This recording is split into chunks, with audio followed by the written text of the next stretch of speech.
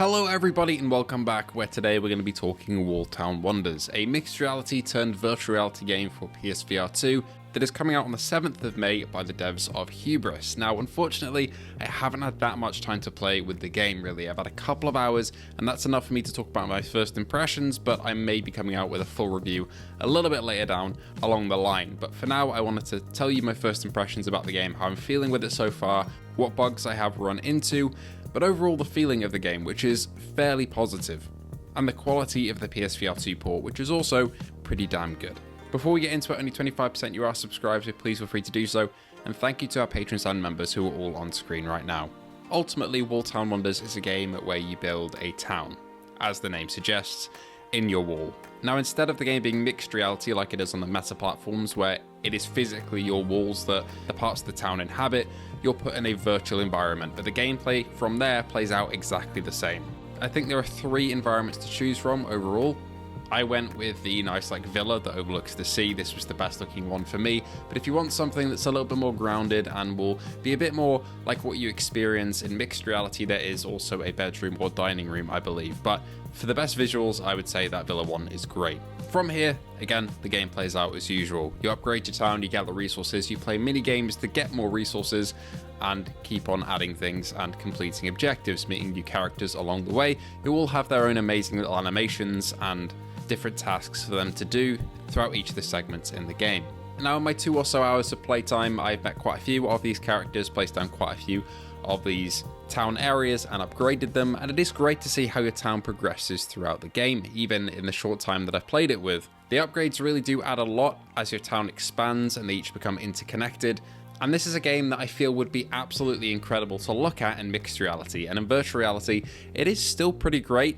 But I can't get over the feeling that I feel like the gimmick of this game really is in combination with that mixed reality feature that we just don't get on PSVR2 because of the black and white pass-through. It's just not really possible in a meaningful or useful way. However, it still is very charming to see these towns develop in the wall around you, and being able to really lean in and have a look at it made me harken back to some of the older PSVR1 games that I played. For example, as you played through the Playroom VR, you were able to unlock little gachas that had Astrobot in them, and these astrobots would inhabit the place around you in one of the menu screens, and you could look around and see them going about their little animation loops and going about their day, and it was really cool to see. And it's a similar feeling here with Walltown Wonders.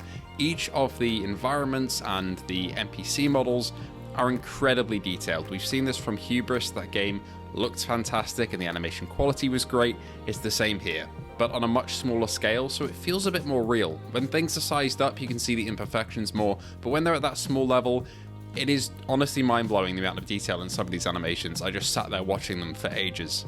And that is a testament to how good this game looks on PSVR2 as well, because it does genuinely look pretty great. It's sharp, there isn't really any aliasing that made me want to throw up. Off the top of my head, I think it does run unreprojected, or at least it felt pretty smooth to me, but I'll have to double check that.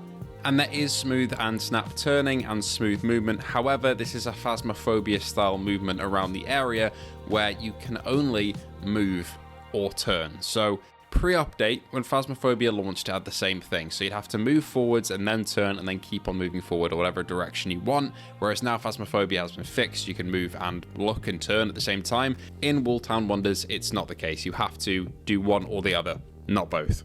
That being said, the space you're navigating isn't really that big, so it's never too much of a chore, but it also does realign you when you turn with the right stick, which I found a little bit jarring. It seems to recenter you whenever you touch that stick, which is a bit iffy for me in terms of trying to get settled into the world when I know that I'm going to be moved next time I turn, even if it is just by that little bit. There is also an artificial crouch, and you can also crouch in reality. I sat down for half of my playtime and stood up for the other half, and both worked fine, and the artificial crouch was very much appreciated from the devs there. As for haptics, they haven't been the most noticeable so far. I feel like I felt them go off in a couple of areas. For example, when a balloon arrives to your little town, you can hit it about the map, which was pretty fun to do. Oh, off they go. Oh my god, I can fully just... Hang on. This is better than the actual gameplay. I can just... And that was probably the most memorable part of them going off. Aside from that, not too much. I would appreciate some adaptive triggers as well. There are some segments where you fire a little crossbow from your hand, and I feel like That could have used adaptive triggers for sure, but it just didn't. There wasn't any implementation there. But those are small things, and overall the PSVR2 port quality here is good in terms of visuals and features. And overall I was very impressed with the quality of everything going on here. It is a very cozy game to be in, and a very satisfying game to watch because of the amount of detail crammed in there. When you peer into, say, the restaurant, for example, you can see the chef making pizza and bread, and it's all modeled and animated in there, which is really cool to see. However, this casual nature of the game also extends to the gameplay, and this is a bit of an issue I had with A Little Cities Bigger as well, is that it lacks a bit of challenge. Most of the gameplay after the tutorial that I played at least consists of doing mini games around the map, and these aren't really that hard and can get a little old quickly. For example, there's one where you have to make the people dive by holding on a button and letting go at a specific time, or fishing by doing the same, or sending them around a skating rink, for example. And a couple of these mini games, like one involving a lizard, did actually have a couple of bugs where the pathfinding and navigation didn't quite work. I spoke to fellow creator Hippie Pickle about this as well. He had the same issue. But overall the minigames are fun, but the longevity doesn't seem like it would really be there, at least in the first couple of hours, to keep me coming back. However, luckily it is paired with the upgrade system to your buildings, where you keep getting more buildings as you progress through getting more wood, money, food, and other resources from the minigames and from villagers doing their tasks. So you'll always be upgrading your village, and in the gameplay you see here, I'm still fairly early on, and your village can get a lot bigger than this, with a lot more complex buildings and upgrades. And it's not like the villagers kind of just do everything themselves. You do have to interact here and set them on different tasks, like finding a new mine and sending them off into that mine to get some more resources. However, for some players you might find that the initial wow factor really does kick in, and then you might get a little bit bored afterwards, even with the upgrades that you can do.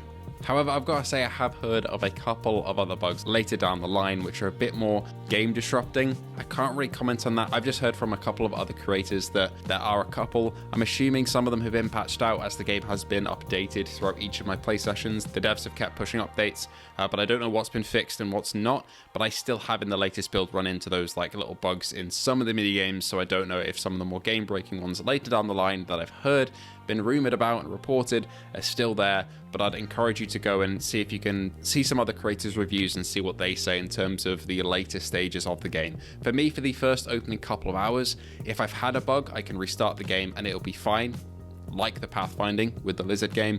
But for some more game-breaking ones, I didn't run into any in my first 2 or so hours.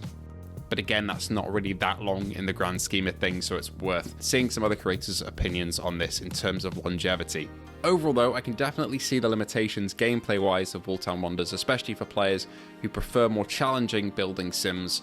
But for me, for my first couple of hours at least, I was charmed by it enough so to keep me wanting to play. The animation quality here is fantastic, the visuals are excellent, the virtual environments are a very welcome addition to the PSVR2 port since we can't get pass-through, and while some of the minigames are a little simple, upgrading my town was still fun at the 2 or so hour mark that I played to.